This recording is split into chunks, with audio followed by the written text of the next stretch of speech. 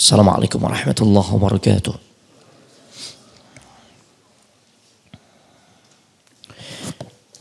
Innal hamdalillah nahmaduhu wa nasta'inuhu wa nastaghfiruhu wa nastahdihi wa na'udzu billahi min shururi anfusina wa min sayyiati a'malina. May yahdihillahu fala mudilla lahu wa may yudlil fala hadiya lahu. Asyhadu an la ilaha illallah wahdahu la syarika lah.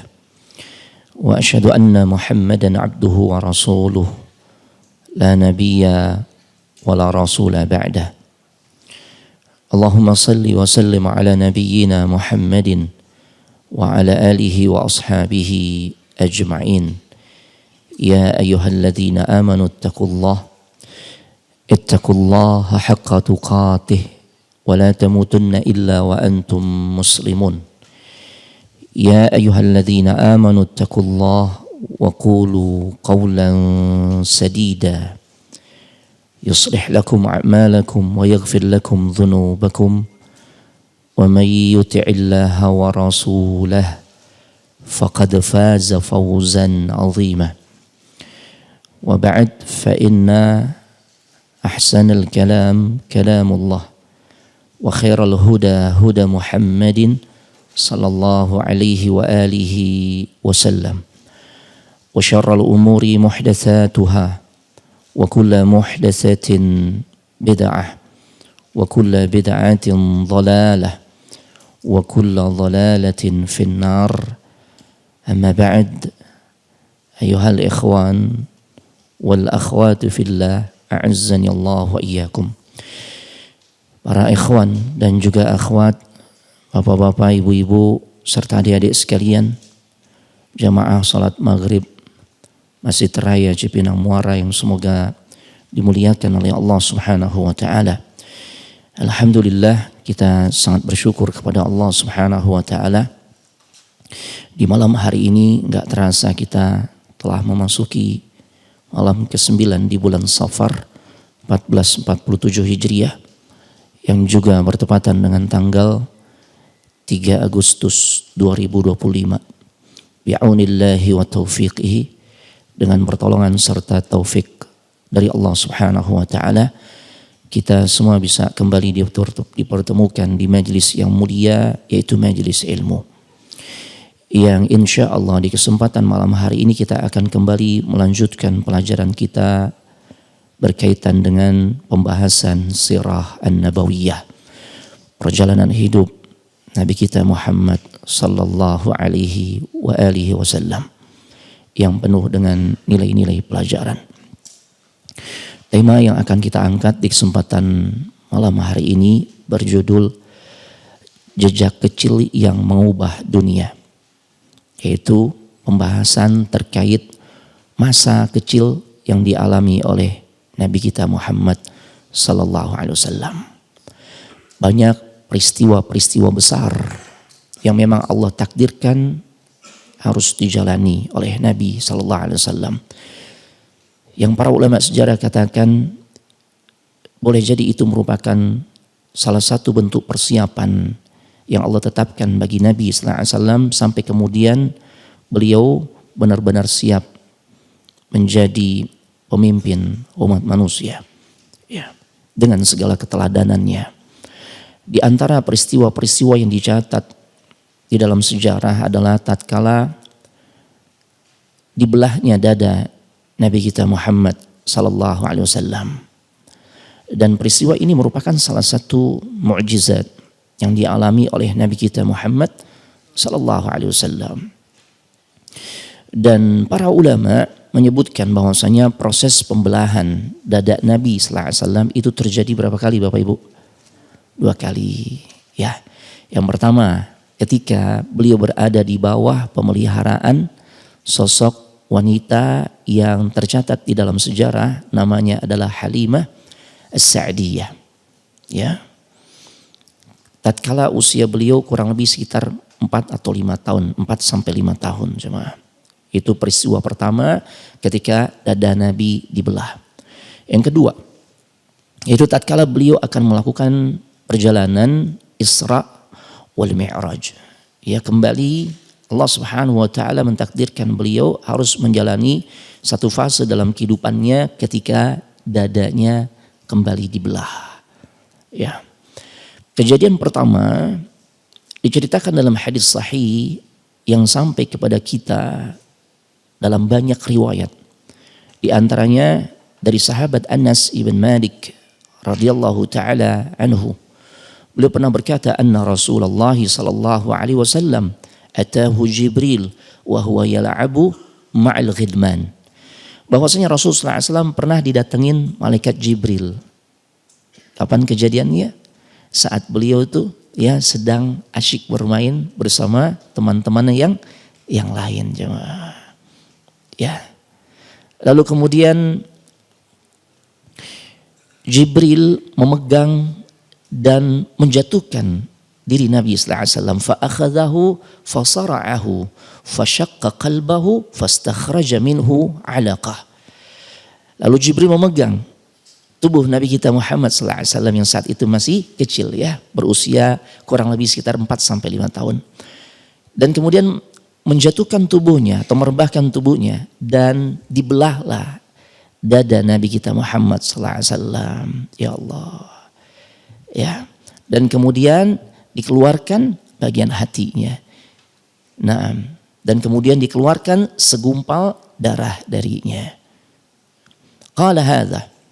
Tatkala bagian tersebut dikeluarkan oleh Jibril alaihissalam, Jibril berkata, hadza hadzu syaitani mink. Ya. Jibril mengatakan, ini adalah bagian syaitan yang ada pada dirimu. Ya. Dan kemudian Jibril mencuci, thumma ghasalahu fi tastin min zahabin bima'i zamzam.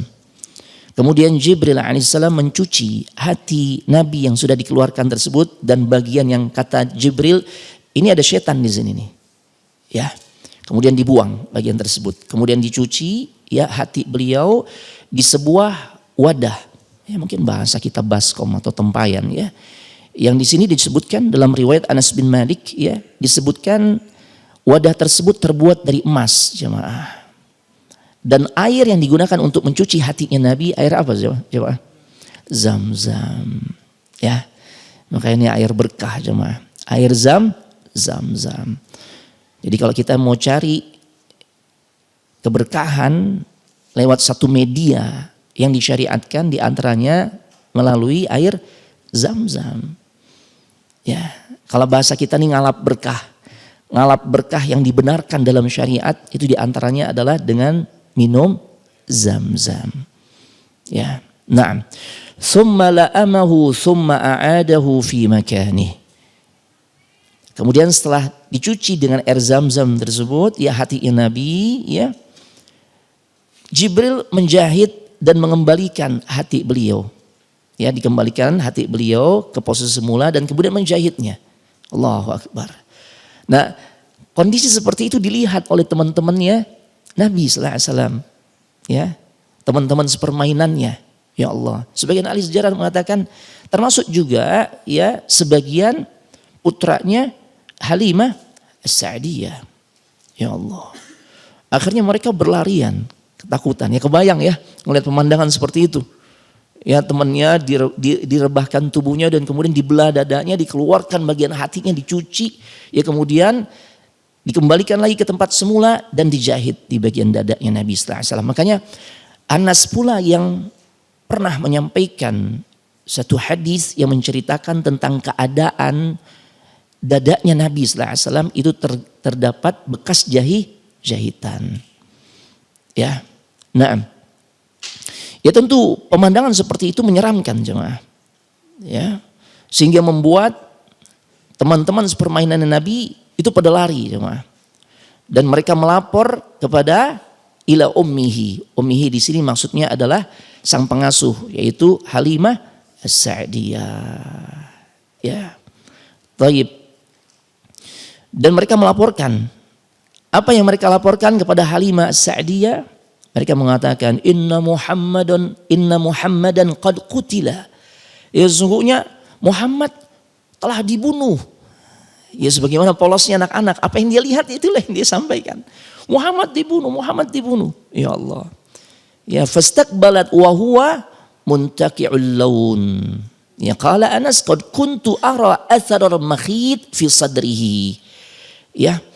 Kemudian ketika ya Halimah As-Sa'diyah mendengar pengaduan dari anak-anak tersebut yang sedang bermain ya bersama Rasulullah SAW yang masih kecil itu, ya maka tentu panik jemaah. Halimah As-Sa'diyah bergegas ya menghampiri Nabi SAW yang ternyata saat ditemui wajah Nabi disampaikan dalam hadis ini ya wajahnya terlihat pucat jemaah. Allahu Akbar. Dan Anas ibn Malik berkisah ya sekaligus bersaksi beliau mengatakan aku melihat bekas jahitan tersebut di dada Rasul sallallahu alaihi wasallam. Allahu Akbar. Ya, ini jemaah. Ini peristiwa besar yang pernah dialami oleh Nabi kita Muhammad sallallahu alaihi wasallam di masa kecilnya. Ya. Sehingga dengan kondisi seperti itu Halimah juga tentu menyaksikan apa yang terjadi pada diri Nabi sallallahu alaihi wasallam. Ya ada bekas jahitan di bagian dada yang Nabi sallallahu alaihi wasallam. Akhirnya muncul rasa takut yang begitu besar dalam hati Halimah Sa'diyah. Akhirnya segera beliau mengembalikan Nabi sallallahu alaihi wasallam ke ibunya. Padahal keinginan Halimah ya beliau ingin memperpanjang pengasuhan kepada Nabi sallallahu alaihi wasallam, pengasuhan Nabi sallallahu alaihi wasallam. Ya, tapi tatkala mengalami kondisi yang seperti itu, Nabi sallallahu alaihi wasallam mengalami kondisi seperti itu, maka beliau segera mengembalikan ya kepada sang ibunda. Ya Allah. Naam. Taib. Kenapa demikian? Karena Halimah As-Sa'diyah khawatir tentang kondisi keselamatan Rasul sallallahu alaihi wasallam. Makanya akhirnya dengan terpaksa beliau relakan tuh Nabi untuk dikembalikan kepada ibu kandungnya. Siapa jemaah? Ibunya beliau? Aminah. Ya, di saat usia kisaran 4 tahun. Ya, sampai kemudian Nabi kita Muhammad sallallahu alaihi wasallam diasuh oleh sang ibunda ya sampai usia beliau menginjak 6 tahun. Sebelum akhirnya sang ibunda pun wafat. Ya. Nah, para ulama menjelaskan pembelahan dada Nabi sallallahu alaihi wasallam ini adalah di antara salah satu mukjizat yang luar biasa. Dengan kata lain, ini menegaskan, kejadian ini menegaskan Nabi sejak kecil tuh udah dijaga sama Allah. Udah disiapkan oleh Allah. Kemaksumannya tuh sudah Allah tampakkan sejak kecil. Terjaga dari perbuatan dosa. Ya karena itu tadi. Sampai-sampai Jibril menceritakan ya bahwasanya tatkala hatinya dikeluarkan ya di situ dibersihkan bagian yang terdapat setannya. Masya Allah. Ya makanya Imam Ibnu Hajar pernah berkata, wa kana hadza fi zamanit tufuliyah fa nasha'a ala akmalil ahwali minal ismati minasyaitan. Pembelahan dada ini terjadi tatkala Nabi itu masih kecil. Sehingga beliau tumbuh dalam kondisi yang paling sempurna. Dengan terjaganya diri beliau dari pengaruh syaitan. Ini jemaah. Ya. Para ulama memberikan beberapa nilai pelajaran dari peristiwa ini, di antaranya ketika kita ingin mempersiapkan seseorang atau sesuatu hal yang besar, maka persiapkan ya sejak dini jemaah. Persiapkan sejak dini. Allah akan mengangkat Nabi kita Muhammad sallallahu alaihi wasallam, akan menobatkan dirinya menjadi salah satu utusannya. Menjadi salah seorang nabi dan rasul, bahkan nabi dan rasul terbaik. Dan juga sebagai penutup para nabi dan rasul. Allah siapkan dari sejak dini semua. Bagaimana betapa terjaganya beliau dari segala pengaruh buruk syaitan, makanya dibersihkan tuh. Ya, hati yang di situ ya terdapat syaitannya, masya Allah. Nah kalau kita memang nggak ngarep yang begitu, jangan, ya, nggak mungkin jemaah. Ya, nah, artinya apa? Hal-hal yang bisa mempengaruhi tumbuh kembang seorang anak yang awalnya mereka semua kita semua ini fitrah. Sebagaimana Nabi sallallahu alaihi wasallam katakan, kullu mauludin yuladu 'alal fitrah. Setiap anak yang terlahir itu dalam keadaan fitrah. Ya, maka banyak faktor tuh yang kemudian mengikis sisi fitrah anak tersebut. Di antaranya kalau dalam hadis tersebut ya Nabi mengatakan siapa pihak yang punya peran besar mengikis fitrah anak yang terlahir dalam keadaan bersih. Siapa jemaah? Kedua orang tuanya. Ya. Maka dalam konteks untuk kita semua sebagai umat Nabi Muhammad SAW seharusnya kalau kita menginginkan anak kita nih nanti tumbuh kembangnya baik, dia akan tumbuh menjadi anak yang saleh dan soleha, harus dipersiapkan sejak dini jemaah. Harus dipersiapkan sejak dini. Ya, bahkan sebelum anak lahir pun orang tua harus mempersiapkan segala sesuatunya tuh. Ya, di antaranya mulai diperdengarkan bacaan Al-Quran. Jangan lagu Beethoven jemaah. Atau lagu Mozart dan sebagainya. Karena kita dapati ada katanya nih hasil riset ilmiah gitu ya. Kalau anak mau cerdas ya itu dipengaruhi oleh stimulus yang dilakukan oleh orang tuanya. Khususnya ibunya. Bagaimana caranya? Untuk merangsang perkembangan sel otak anak jadi baik. Nanti keluar ya tumbuh kembangnya dia jadi pinter. Sering diperdengarkan saat masih di kandungan yaitu lagu-lagu klasik, musik klasik. La haula wala quwwata illa billah. Ini keliru jemaah. Ya. Nah, ya kita semua meyakini bagaimana status musik dalam syariat Islam. Ya, bahwasanya musik itu hukumnya haram. Bagaimana mungkin sesuatu yang haram bisa menjadikan seorang menjadi baik? Ya. Seorang anak yang terlahir tumbuh kembang yang nanti terjaga fitrahnya ketika dari awal dari sejak kandungan udah dijejali dengan musik, udah dibiasakan tuh dengan musik. Gimana sama? Ya, taib kita punya prinsip ya bahwasanya tidak ada petunjuk terbaik kecuali yang datangnya dari Al-Quran dan hadis Nabi Sallallahu Alaihi Wasallam. Ya, nah. Jadi harus dipersiapkan jemaah. Sebagaimana Allah mempersiapkan diri Nabi sallallahu alaihi wasallam. Ya tatkala nanti beliau dinobatkan menjadi ya pemimpin umat manusia. Masya Allah. Beliau menjadi rahmatan lil alamin. Inna arsalnaka rahmatan lil alamin. Sesungguhnya kami mengutus engkau ya Muhammad itu sebagai rahmat bagi semesta alam. Ya, dan ini terbukti beranjak remaja ya. Beliau pun benar-benar tuh memperlihatkan kualitas keimanan yang kokoh, prinsip yang kokoh untuk tidak mudah terpengaruh dengan lingkungannya. Nah ini juga faktor yang juga ya bisa mengikis fitrah seorang anak Adam selain pengaruh kedua orang tua. Ya, karena Nabi tadi katakan fa'abawahu yumajjisanihi au yunassiranihi au yuhawidanihi. Au fa'abawahu yuhawidanihi au yunassiranihi au yumajjisanihi. Maka kedua orang tuanya tuh yang punya peran besar membuat anak itu bisa jadi Yahudi, Nasrani atau Majusi. Kalau dia nggak pindah agama, tetap Islam sih, ya. Akan tetapi gaya hidupnya ngikuti gaya hidup orang-orang Yahudi, Nasrani, Majusi dan yang semisalnya. Faktor lainnya bi'ah, lingkungan. Itu sangat mempengaruhi tumbuh kembang anak. Ya, tapi pondasi utamanya sebenarnya di rumah jemaah.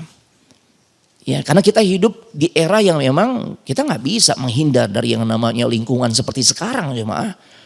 Ya, gadget, terus apa lagi? Teman sepermainan yang ya aksi-aksi bullying itu dianggap dia biasa. Tapi kalau pengokohan itu sudah diterapkan di tengah-tengah keluarga ya ke anak-anak kita sehingga mental anak-anak kita siap insya Allah. Ya, mereka siap tuh menghadapi yang seperti itu jemaah. Selain tentunya kita selalu minta pertolongan kepada Allah agar Allah menjaga anak-anak kita tuh. Karena itu yang paling penting ya. Tapi bagian dari ikhtiar maksimal yang kita harus lakukan itu dia jemaah. Kita persiapkan mentalnya. Ya. Karena lingkungan itu sesuatu yang memang pasti akan dialami oleh anak kita. Interaksi dengan orang-orang yang baik, yang gak baik, yang toksik dan sebagainya. Nah makanya Nabi SAW karena dipersiapkan oleh Allah dari sejak kecil.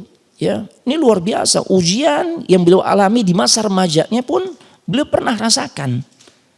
Ya, tatkala orang-orang seusianya di masa remaja tuh suka jemaah dengan yang namanya menghadiri ya acara-acara yang di situ terdapat senandung-senandung musik. Dan di masa Nabi sallallahu alaihi wasallam ya kegiatan-kegiatan seperti itu terjadi di acara walimah jemaah. Ya. Terjadi juga gak di zaman sekarang? Walimah diisi dengan acara-acara kayak gitu jemaah. Ini sebenarnya bukan modern jemaah. Ini mengalami kemunduran, ini udah terjadi di zaman Nabi sallallahu alaihi wasallam. Dan sebagaimana umumnya remaja itu punya ketertarikan dengan hal seperti itu. Sehingga pada akhirnya Nabi punya keinginan juga tuh. Ya kalau bahasa kita nih ya sekali-kali lah pengen tahu gitu ya. Tapi kemudian Allah jaga beliau. Sehingga tatkala beliau ada keinginan untuk hadir di acara yang seperti itu yang terdapat hingar-bingar, musik dan sebagainya. Ya dan dilantunkan oleh para mughanniyat, ya para bidu wanita. Ya Allah. Tapi kemudian Allah jaga Nabi kita Muhammad sallallahu alaihi wasallam sejak masa kecilnya, masa remajanya, sehingga di masa itu beliau dibuat tidur oleh Allah Subhanahu wa taala. Sehingga tidaklah beliau bangun kecuali karena sudah merasakan teriknya matahari, sinar matahari. Ya. Berarti dengan kata lain beliau mau hadir di acara tersebut di waktu malam. Ya Allah, ini jemaah bentuk penjagaan Allah Subhanahu wa taala kepada Nabi sallallahu alaihi wasallam. Karena memang Allah persiapkan Nabi kita Muhammad sallallahu alaihi wasallam ini menjadi sosok yang nantinya dengan izin Allah akan mengubah dunia. Dunia yang gelap gulita dengan kesyirikan akan menjadi terang benderang dengan cahaya tauhid. Allahu Akbar. Makanya kan itu yang dirasakan oleh orang-orang di Madinah tatkala Nabi sallallahu alaihi wasallam hijrah. Yang mereka begitu amat sangat merasakan kebahagiaan. Ketika Nabi sallallahu alaihi wasallam datang, mereka merasakan. Ya Madinah begitu terasa terang benderang. Ya makanya kota tersebut pun yang awalnya bernama Yathrib kemudian diganti oleh Nabi sallallahu alaihi wasallam menjadi Al-Madinah Al-Munawwarah. Kota yang dipenuhi dengan cahaya, dengan sinar. Ya, tidak lain sinar tersebut adalah sinar tauhidullah. Masya Allah. Naam. Ya. Jadi Allah sudah jaga Nabi kita Muhammad sallallahu alaihi wasallam dari sejak kecil. Nah, sebagian orang-orang Nasrani ini mengingkari kejadian pembelahan dada Nabi sallallahu alaihi wasallam, syaqqus sadr. Mereka mengingkari nih peristiwa ini. Ya. Nah, alasan mereka apa? Ini enggak sesuai dengan tabiat manusia dan ghairu ma'qul. Mereka katakan ini enggak masuk akal. Maka kita bantah ya keyakinan mereka yang menyimpang tersebut dengan mengatakan bukankah itu adalah mukjizat yang juga Allah berikan kepada nabi-nabi lainnya selain Nabi kita Muhammad sallallahu alaihi wasallam. Bukankah Allah juga berikan mukjizat kepada Nabi Isa ya yang mampu menghidupkan orang yang mati, yang mampu ya dia ambil sebagian tanah kemudian dibentuk-bentuk dan kemudian berubah menjadi seekor burung dan sebagainya. Yang dengan sekali usap orang-orang yang sakit dengan izin Allah disembuhkan oleh Allah. Ini. Ya. Mereka kan yakini itu adanya mukjizat. Kenapa? Keyakinan itu tidak mereka giring juga kepada sosok Nabi kita Muhammad sallallahu alaihi wasallam. Ya. Karena yang namanya mukjizat memang pastinya di luar penalaran manusia. Bayangkan dari balik batu besar. Ya. Ketika kaum Nabi Saleh menantang Nabi Saleh. Kalau engkau benar-benar utusan Allah, buktikan. Hadirkan unta dari balik batu besar. Kan logikanya gak masuk jemaah. Kalau mereka nih kaumnya Nabi Saleh minta dihadirkan onta itu dari hutan belantara gitu ya. Ya bisa jadi mungkin ada onta nyasar gitu ya. Tiba-tiba muncul bisa tuh masih bisa dicerna dengan akal. Atau hadirkan onta dari lautan bisa aja. Mungkin lagi dibawa pakai kapal laut ternyata tenggelam, kapalnya karam dan akhirnya ada onta tuh yang berenang. Bisa saja kan. Tapi kalau dari balik batu besar, ghairu ma'qul, nggak bisa dinalar, nggak bisa dinalar. Kata para ulama, jangankan onta yang besar yang dalam keadaan hamil, bakteri, virus nggak bisa hidup di dalam balik batu besar. Berada di dalam batu besar itu bakteri, virus nggak bisa hidup jemaah. Ya, jadi yang namanya mukjizat ya pasti sesuatu yang nggak bisa dinalar oleh akal manusia. Sehingga alasannya menjadi amat sangat mentah. Ketika mereka menolak peristiwa, menolak kebenaran peristiwa pembelahan dada Nabi sallallahu alaihi wasallam dengan alasan gak masuk akal. Ya, ini hujjah dhaifah. Ya, hujjah yang sangat lemah. Ya, taib. Dan terlebih kalau kita kembalikan kepada kemahakuasaan Allah untuk mengubah segala sesuatu sesuai dengan kehendaknya. Allah mampu menciptakan atau menghadirkan Nabi Adam tanpa adanya ayah dan juga ibu. Sebagaimana Allah juga mampu ya menghadirkan Nabi Isa ke alam dunia ini tanpa adanya ayah. Ya. Jadi kalau bagi Allah, Allah nggak memerlukan faktor sebab semua. Karena bagi Allah ya cukup ia mengatakan kun fayakun. Masya Allah. Bukankah Allah juga maha mampu untuk menyelamatkan hambanya itu Nabi Ibrahim alaihissalam. Tatkala dilemparkan ke kobaran api yang sangat besar. Tapi ternyata api diperintahkan oleh Allah untuk merubah tabiatnya yang panas menjadi dingin dan menyejukkan. Ini para ulama sampai mendetailkan. Dinginnya bukan dingin yang ekstrim. Karena kalau dingin yang ekstrim jadi problem juga tuh. Kan gitu ya. Apa istilah tuh kalau orang misalnya naik ke gunung, ya kondisi terlalu dingin, hipo. Ya pokoknya itu deh ya. Nah, lupa ya. Nah, antum paham ya. Nah itu. Tapi dingin yang menyejukkan, yang membuat Nabi Ibrahim alaihissalam nyaman jemaah. Allahu Akbar. Padahal kita tahu tabiat api panas dan membakar sesuatu apapun yang ada di dalamnya. Allahu Akbar. Tapi kemudian itulah mukjizat. Allah mengatakan cukup bagi Allah. Ya, ia mengatakan qulna ya naru kuni bardaw wa salaman ala Ibrahim. Allah abadikan dalam surah Al-Anbiya ayat 69. Ya, kami yaitu Allah mengatakan kepada api, wahai api jadilah engkau dingin dan memberikan keselamatan buat hambaku Ibrahim. Masuk akal gak? Tidak masuk akal jemaah. Ya, baik. Bahkan di zaman modern sekarang saja nih kita sudah bisa menyaksikan jantung diangkat, dicopot tuh kalau bahasa sederhananya kita nih jantung. Dada dibelah, jantungnya dicopot, diangkat dari tubuh. Tanpa menyebabkan kematian. Ya kalau yang melakukan ahli ya para ahli jantung, dokter-dokter ahli jantung melakukan hal itu kan jemaah. Ya. Seperti kasus-kasus operasi kelainan jantung pada anak ya yang tidak memiliki katup gitu kan. Nah itu kan berbagai macam proses medis dijalani. Katup jantungnya kemudian dipasang. Allahu Akbar. Jantungnya rusak, ada proses transplantasi dengan jantung orang lain. Kan gitu jemaah. Ya, ini sebenarnya bukan gak masuk akal nih jemaah. Masuk akal.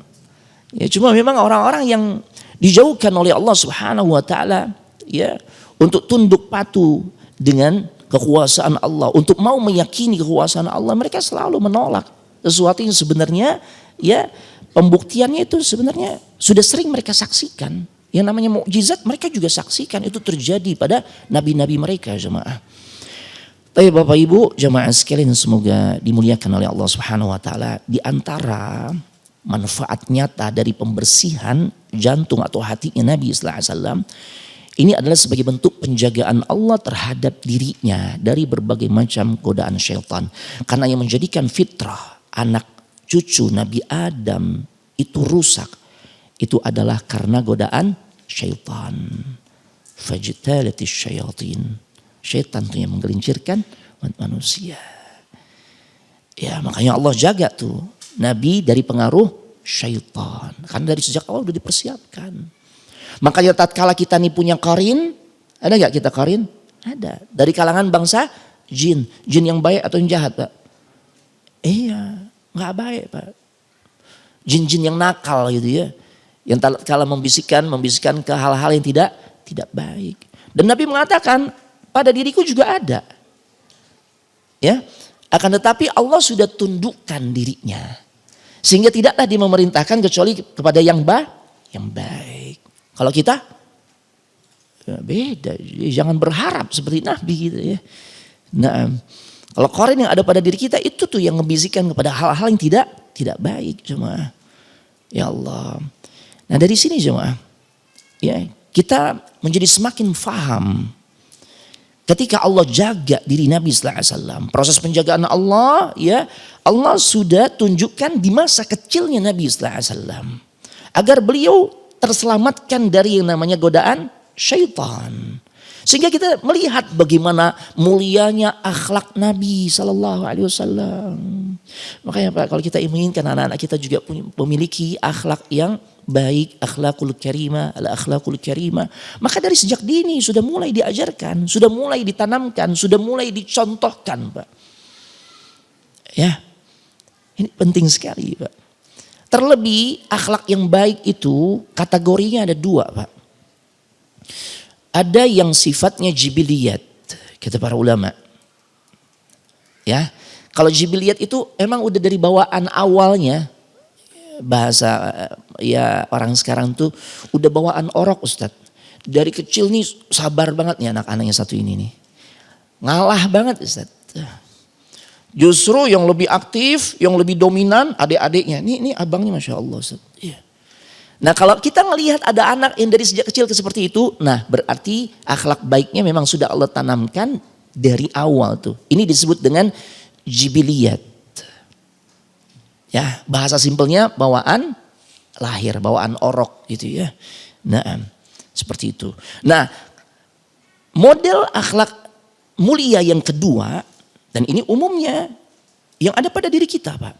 Itu disebut oleh para ulama dengan istilah al-muktasab. Harus diupayakan, harus dilatih. Ya. Misalnya kita sadar tipikal kita nih temperamental. Mudah marah. Ya. Padahal Nabi katakan la taghdab, la taghdab, la taghdab. Tatkala ada seorang datang kepada Nabi minta nasihat, ya Rasulullah ausini ya Rasul, kasih saya nasihat dong. Maka nasihat Nabi simple, la taghdab, jangan gampang marah. Datang lagi minta nasihat lagi, Nabi kasih nasihat yang sama, jangan gampang marah. Faraddada miraran, berulang kali kayak begitu. Ya. Karena marah secara umum hukum asalnya ini sesuatu yang buruk. Jika kita tidak tepat menempatkannya. Kan gitu ya. Berarti kan sifat yang baiknya adalah tidak gampang marah, sabar. Nah, untuk bisa memiliki sifat sabar harus dilatih. Harus dilatih. Makanya Allah kasih ujian kita tuh. Bagaimana ya kesabaran kita kemudian diuji agar kita bisa melatih diri kita memiliki sifat yang mulia tersebut. Itu Pak. Sabar itu artinya menahan diri. Dan memang ada proses belajarnya Pak. Sabar maknanya adalah al-kasbu, menahan diri. Untuk tidak melakukan sesuatu yang tidak diridhoi oleh Allah Subhanahu wa taala, protes kepada Allah. Ya, enggak ridho dengan takdirnya. Nyalain orang, nyalain pihak ini, pihak itu, nyalain pasangan hidup, nyalain keadaan, bahkan menyalahkan siapa? Allah. Tidak sabar. Makanya harus dilatih. Nah makanya sering Allah berikan ujian dalam kehidupan kita. Allah inginkan kita belajar untuk bisa sabar. Mentasabbara, siapa yang berusaha untuk belajar sabar, Allah nanti kasih karunia tuh. Dia punya sifat itu.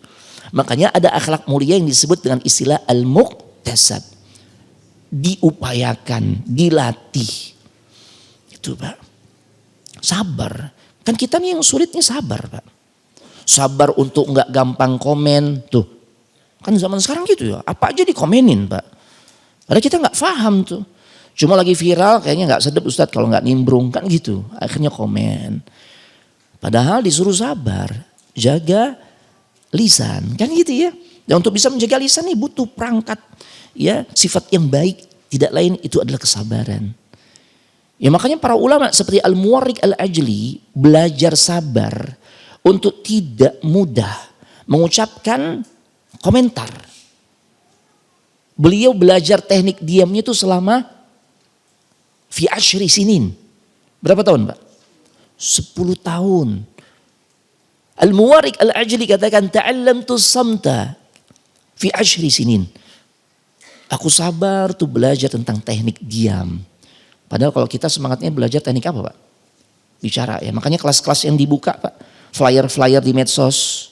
Atau yang di spanduk tuh. Di beberapa tempat. Dibuka kelas public speaking. Biar pinter apa tuh? Ngoceh, pinter ngomong gitu kan. Padahal ulama tuh yang mereka pelajari tidak hanya belajar teknik bicara yang baik. Tapi yang mereka pelajari juga adalah belajar tentang teknik diam. Kira-kira gimana nih? Kalau dibuka kelas online, dibuka kelas pendaftaran ya untuk belajar teknik diam. Laku gak? Kayaknya gak laku. Udah gitu ada embel-embelnya, lamanya durasi belajar 10 tahun, makin gak ada orang yang mau gabung. Gimana ya? Ya Allah, padahal ini proses belajar kita nih. Masya Allah, 10 tahun Pak. Apa output yang didapatkan oleh Al-Muwarriq Al-Ajli sampai begitu sabarnya beliau melatih diri Pak. Beliau katakan, ma qultu syai'an qad idza ghadibtu. Ma qultu syai'an qad idza ghadibtu. Ya, tatkala aku marah. Momen marah kan momen paling sulit untuk mengendalikan lisan. Maka dengan karunia Allah, dengan taufik dari Allah, aku bisa menahan diri sehingga enggak ada sepatah kata pun yang keluar dari lisan. Allahu Akbar. Jadi harus diupayakan Pak. Ya, nah semua harus diupayakan. Harus dipersiapkan. Makanya Nabi SAW dipersiapkan oleh Allah Subhanahu Wa Taala karena beliau akan memimpin dunia ini dengan keteladanannya, dengan petunjuknya. Allahu Akbar. Baik, karena masuk waktu Isya, ya kita nanti salat dan kemudian kita lanjutkan setelah melaksanakan salat Isya berjamaah. Kita tutup sementara. Barakallahu fikum. Assalamualaikum warahmatullahi wabarakatuh. Bismillah. Assalamualaikum warahmatullahi wabarakatuh. Bismillah walhamdulillah wassalatu wassalamu ala rasulillah wa ba'd. Bapak ibu-ibu jamaah sekalian, semoga dimuliakan oleh Allah Subhanahu wa taala. Di masa kecil Nabi sallallahu alaihi wasallam beliau juga mengalami berbagai macam peristiwa yang tentu tidak ringan, bukan sesuatu yang mudah jamaah. Tatkala sang ibunda wafat di saat usia beliau 6 tahun jemaah. Ya Allah. Dan itu terjadi tatkala diawali Aminah mengajak beliau ke Madinah untuk menziarahi makam sang ayah yaitu Abdullah. Ya. Nah. Dan kemudian sekembalinya atau selesai beliau tiba di Madinah, ya, keberadaan beliau di Madinah selesai dijalani dan kemudian akan kembali ke Mekah. Nah disitulah kemudian Allah mentakdirkan sang ibunda wafat.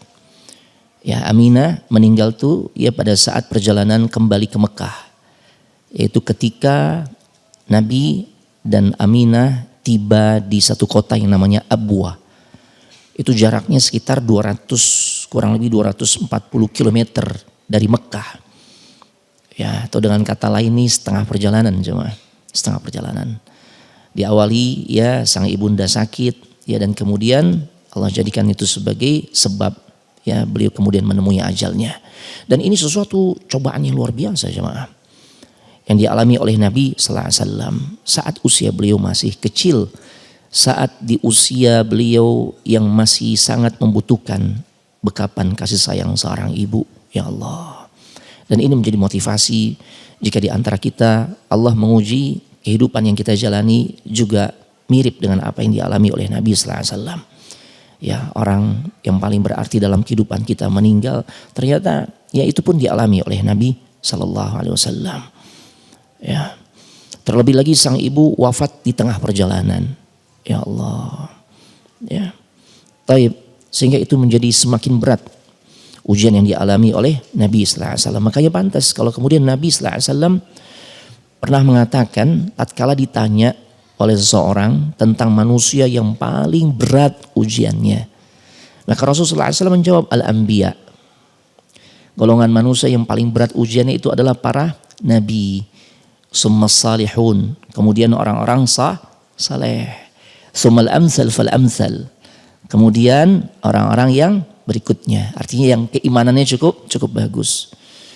Ya, jadi jangan justru tatkala kita mendapatkan ujian memunculkan prasangka buruk kita kepada Allah atau protes kepada Allah, tidak terima takdir Allah. Justru bangun husnuzan kita kepada Allah. Boleh jadi dengan ujian tersebut di saat kita sebenarnya udah hijrah, di saat sebenarnya kita ini sudah menjalani proses pertaubatan, maka sesungguhnya ini adalah bentuk ujian dari Allah untuk menguji sejauh mana kejujuran keimanan kita, taubat kita, hijrah kita. Karena sesungguhnya ya Nabi juga mengatakan orang yang paling berat ujiannya itu justru orang-orang yang dari sisi keimanan mereka sangat bagus, sangat luar biasa, para nabi, orang-orang saleh dan yang semisalnya. Ya. Dan kemudian Nabi mengatakan yubtalal abdu ala hasabi dinihi. Setiap hamba, setiap manusia itu akan diuji sesuai dengan kualitas agamanya, jemaah. Ya. Semakin tinggi kualitas agama seseorang, maka siap-siap ujiannya pun akan semakin berat. Ini jemaah. Bayangkan Nabi akhirnya ya menjadi seorang yatim piatu, menjadi anak yatim piatu. Masya Allah. Sehingga di antara hikmahnya juga nggak heran ketika beliau mengajarkan konsep bagaimana ya umatnya ini seharusnya memperlakukan anak-anak yatim. Karena beliau pernah merasakan hal itu. Ya. Dan beliau juga tunjukkan betapa beliau sangat menyayangi anak-anak yatim. Makanya sampai beliau mengatakan ana wa kafilul yatim kahataini fil jannah. Aku ya akan bersama orang-orang yang menanggung anak-anak yatim seperti dua jari ini di surga. Beliau menunjukkan jari telunjuk dan jari tengah. Ya Allah.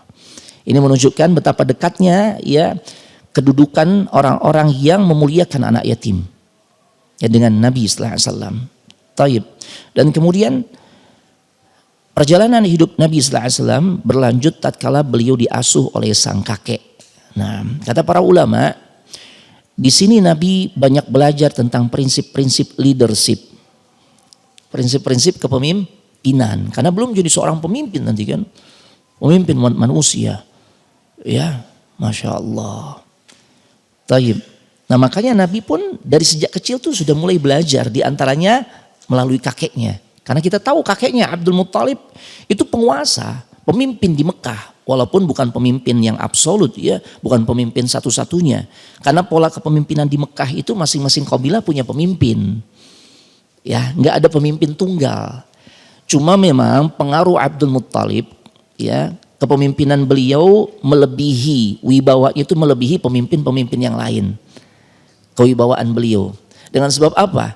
Ya, di antaranya beliau adalah orang yang memang ya dipercaya menjadi penguasa untuk mata air Zam-Zam. Karena yang pertama kali menemukan kembali ya mata air Zam-Zam siapa?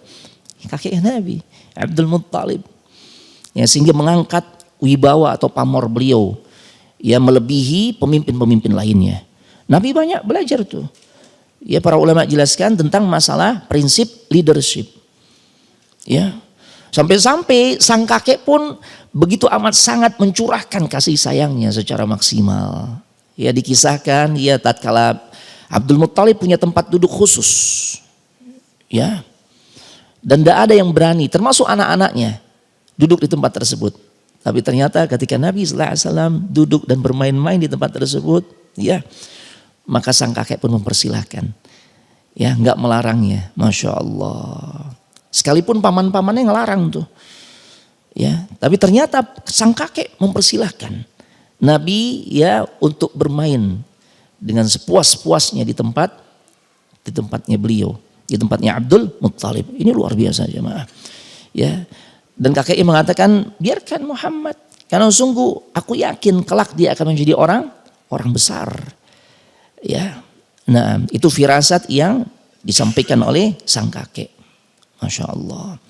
Kemudian pengasuhan sang kakek hanya berlangsung sekitar 2 tahun. Karena saat usia Nabi SAW memasuki 8 tahun, usia 8 tahun, kakeknya meninggal, Abdul Muttalib meninggal, maka berlanjut pengasuhan, ya di bawah pengasuhan siapa? Paman beliau, itu Abu Talib. Ya Allah. Ya, Abu Talib. Dan Abu Talib begitu amat sangat maksimal mencurahkan cinta dan kasih sayangnya untuk sang keponakan. Ya. Kenapa sih Abdul Muttalib ini mempercayakan pengasuhan cucunya ini yaitu Nabi Muhammad SAW kepada Abu Talib, padahal anak-anak Abdul Muttalib kan banyak. Ada Abu Lahab, ada siapa lagi? Al-Abbas, ada Hamzah, ya. Nah, tapi kenapa kemudian justru Abdul Muttalib mempercayakan kepada Abu Talib?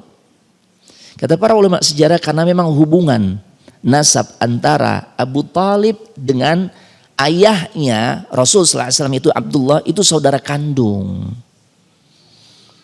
Ya, saudara kandung. Taib. Adapun yang lain cuma satu bapak, ibunya beda. Taib. Ya tentu yang namanya saudara kandung dia akan lebih maksimal memberikan kasih sayangnya kepada sang keponakan. Ini jemaah. Sekalipun memang dari sisi ekonomi Abu Talib ini masuk kategori ya orang yang ekonominya tidak kuat jemaah, lemah. Ya bukan orang kaya. Masya Allah. Makanya pada akhirnya Nabi pun menjalani satu proses dalam kehidupannya. Ya, satu aktivitas dalam kehidupannya yaitu menggembalakan kambing. Ra'il ghanam.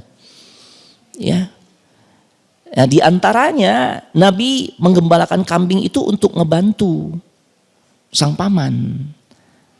Ya karena otomatis tatkala beliau di bawah pengasuhan sang paman, beban hidup kan nambah tuh ya.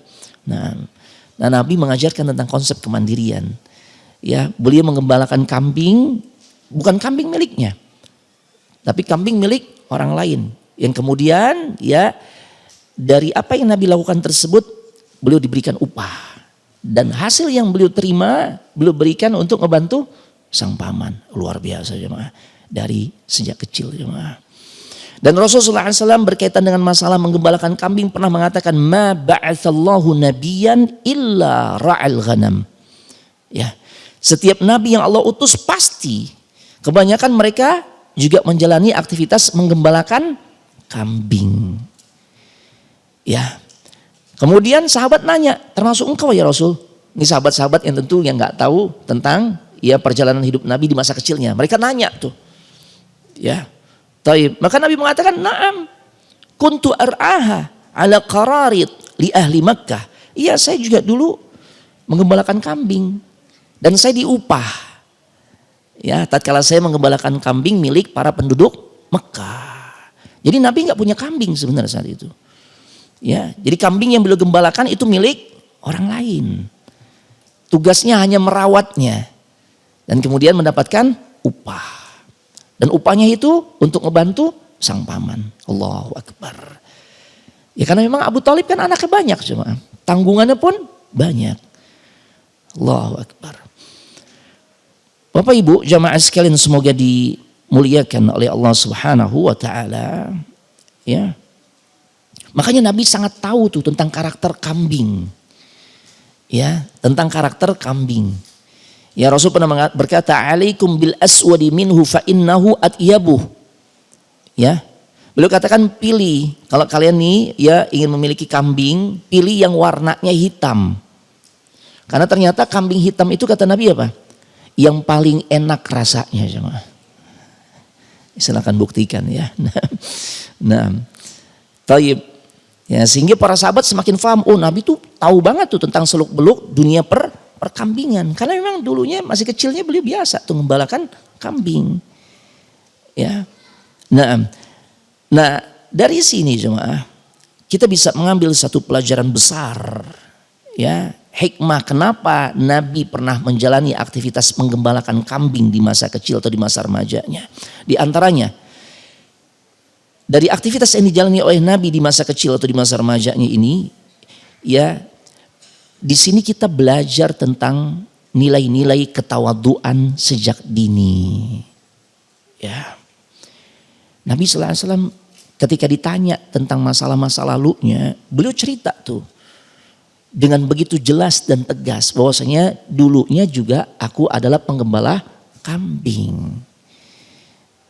Ya, kita tahu jemaah, ini kerjaan menggembalakan kambing kan bukan pekerjaan yang dianggap prestisius, enggak jemaah.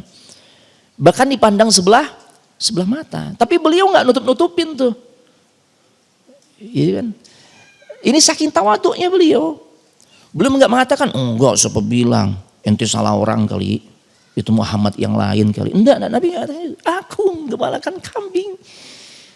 Ya, satu pekerjaan yang dipandang sebelah mata oleh banyak manusia. Tapi belum mengakui, aku dulu menggembalakan kambing. Ini menunjukkan, ya, pelajaran yang kita dapatkan dari beliau tentang konsep ketawaduan jemaah.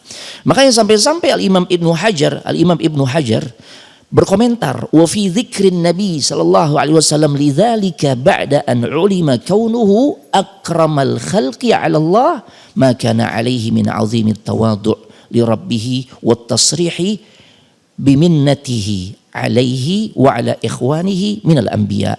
Fakta, ketika Nabi dengan jujur menyebutkan hal tersebut tentang dirinya, ya, bahwasanya beliau dulu pernah menggembalakan kambing, jujur beliau, ya, padahal kita tahu kedudukan beliau adalah sangat mulia, sangat tinggi di sisi Allah, tapi beliau nggak malu untuk mengungkapkan tentang masa lalunya yang pernah melakukan aktivitas menggembalakan kambing, pekerjaan atau aktivitas yang dipandang sebelah mata oleh banyak manusia. Beliau sampaikan, ya. Ini menunjukkan, kata para ulama, kata Imam Ibnu Hajar, akan tingginya level tawaduk beliau di hadapan Allah. Ya, ini jemaah. Kemudian yang berikutnya, hikmah lainnya yang bisa kita petik dari aktivitas menggembalakan kambing Nabi sallallahu alaihi wasallam di masa kecilnya. Ini proses untuk membiasakan diri bermuamalah dengan makhluk-makhluk yang lemah. Karena kambing dikategorikan sebagai makhluk yang lemah. Beda seperti onta yang punya karakter beda dengan kambing jemaah. Atau kuda atau yang semisalnya. Ya, antum yang punya pengalaman paling tidak setahun sekali, ya, dagang kambing. Kan direpotkan kan. Dagang kambing tuh ya Allah repot jemaah. Dari cerita teman-teman yang punya pengalaman, ya, usaha kambing di musim, ya, Idul Adha, Masya Allah. Itu kalau miara kambing repotnya luar biasa. Ya, karena rentan penyakit. Kalau udah kena satu penyakit yang lain bisa, ya, tertular. Masya Allah. Bahkan sampai ada keluar komentar, iya Ustadz, miara kambing kayak miara bayi. Begitu katanya. Ya, Masya Allah. Ya, taib. Makanya Nabi sallallahu alaihi wasallam punya perhatian besar terhadap orang-orang lemah. Kaum du'afa. Anak yatim. Ya. Kemudian orang-orang fakir miskin, Nabi punya perhatian yang sangat besar. Karena memang udah ditempa dari sejak dini, dari sejak kecil. Yang ketiga, hikmah para nabi, khususnya Nabi kita Muhammad SAW itu mengembalakan kambing. Ini dalam rangka untuk membiasakan dirinya bermuamalah dengan beragam macam jenis dan karakter, ya, yang dimiliki oleh manusia pada kemudian hari. Kan gitu ya. Ya karena kambing kan ada yang jinak, ada yang nurut, ada yang susah diatur gak? Ada. Ya, itu kambing kayak gitu jemaah. Ya, kita bisa lihat ya, ada yang liar, ada yang jinak. Nah ini gambaran bagaimana nanti orang-orang yang Nabi pimpin tuh karakternya beda-beda. Dan Nabi udah siap tuh. Ya Allah. Ya. Jadi kata para ulama, kambing ini hewan yang secara umum mudah dikendalikan. Namun di sisi lain juga sebagian sulit dikendalikan. Jadi nggak semuanya gitu. Sebagian mudah, sebagian sulit. Beda kayak bebek jemaah. Atau bisa lihat bebek ya. Ngangon bebek tuh lebih gampang jemaah. Kalau kita ngeliat tuh, Masya Allah. Udah nurut semua. Tuh. Satu ada yang ngomandoin sudah. Masya Allah. Ya, Terakhir sebagai penutup, ya, jejak-jejak Nabi sallallahu alaihi wasallam di masa kecilnya adalah tatkala beliau menggembalakan kambing, ini di antara hikmahnya adalah untuk menumbuhkan sikap mandiri sejak dini, jemaah. Ya Allah. Ini jemaah. Ini nilai-nilai yang memang perlu juga kita tanamkan. Di antara nilai yang perlu kita tanamkan kepada generasi kaum muslimin di masa sekarang, pada anak-anak kita, yaitu nilai kemandirian, jemaah. Mulai harus dilatih. Ya. Anak punya jobnya sendiri-sendiri sesuai dengan kapasitas kemampuannya. Nah, kalau udah selesai makan minum, nanti piring dan gelas kamu yang nyuci, nak ya. Tuh. Kemandiriannya sudah dilatih. Dan ini nggak masuk kategori eksploitasi, Pak. Ya, anak-anak seusia dini itu mulai diajarin. Ya, eksploitasi itu kalau di luar kemampuan dia. Apa misalnya? Itu ban mobil punya abah tuh, ya kempes, tolong dongkrakin. Nah ini eksploitasi ini namanya. Ya, nah bukan kapasitasnya cuma. Ya, wong kita aja belum tentu bisa ya. Nah, ganti ban mobil sendiri kenapa anak kita? Nah, ya hal seperti itu. Tapi kalau aja sebatas cuci piring, ya cuci gelasnya, cuci sendoknya, garpunya, ini penanaman nilai-nilai kemandirian cuma. Tas bawa sendiri, ya, kecuali kalau kita rasakan, tasnya berat banget, kita bantuin. Tapi kalau tasnya biasa-biasa aja, bawa sendiri, ya. Jangan justru kita mencetak anak-anak kita ini menjadi raja-raja kecil, ya. Karena sejak dini semuanya diservis, ya, semuanya ada asistennya. Ini gede jadi raja kecil, ya. Ya, cariin pondok yang memang nanti kalau dia mondok makannya sesuai selera dia, Ustaz. Karena pondoknya bisa memfasilitasi apa tuh makanan kesukaannya. Ini pondok apa hotel? Ya kan gitu. Enggak kebentuk tuh kemandiriannya. Kan di antara nilai plus ketika anak dipondokkan di pesantren, itu bagaimana tatkala dia selesai dari masa mondoknya, keluar dia mandiri. Ya, mentalnya kuat, kemandiriannya udah diuji. Anda dapat itu informasi, yang biayanya mahal di atas 50 juta. Mahal sekali itu bilang. Ya, apa aja kelebihannya? Fasilitasnya Ustaz. Ya, apa fasilitasnya? Iya, jadi itu pondok ini memfasilitasi. Ini anak sukanya makan apa? Dikasih Ustaz. Dibikinin ada chef khusus. La haula wala quwata illa billah, Nabi bilang. Ini hotel apa pondok? Nabi bilang. Loh iya, bergeser jemaah. Ya. Taib. Nilai-nilai kemandirian harus ditanamkan sejak kecil. Sejak dini cuma. Ini kalau terus menerus semua yang menjadi keinginannya diperturutkan. Ini gimana nanti dia siap diterjunkan ke masyarakat atau terjun ke masyarakat. Yang dinamikanya penuh dengan beragam macam ragam ujian dan cobaan. Ya Allah. Ya ini diantara hal-hal yang bisa kita pelajari dari kisah masa kecil Nabi Sallallahu Alaihi Wasallam. Anda mau kasih pertanyaan nih. Ada hadiah buku. Pertanyaan pertama, ya, berapa kali Nabi pernah mengalami peristiwa pembelahan dada dan kapan aja? Nah, disebutkan. Nah, ini siapa dulu nih Bang? Banyak. Ibu-ibu duluan, baik ibu-ibu dulu dan orang bilang ladies first gitu ya, kita kasih deh ibu-ibu. 2 kali. Kapan aja Bu? Jangan keroyokan Bu. Nggak bisa dibagi nanti. Ya, ayo.